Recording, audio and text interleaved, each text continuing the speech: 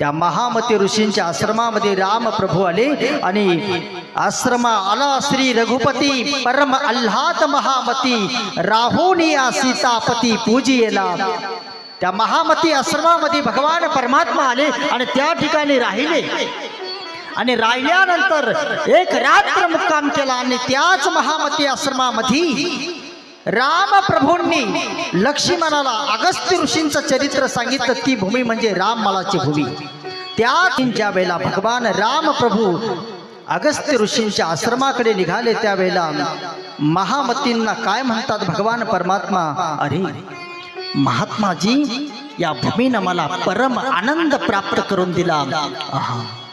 ही भूमी खूप महान भूमी आहे, कारण या भूमीमध्ये त्याच ठिकाणी अमृतवाहिनी दक्षिण उत्तर वाहिनीहून वाहते। त्या ठिकाणी 68 कोटी असणाऱ्या तीर्थाचा वास आहे आणि ती पवित्र भूमी म्हणजे महामती ऋषींचा आश्रम।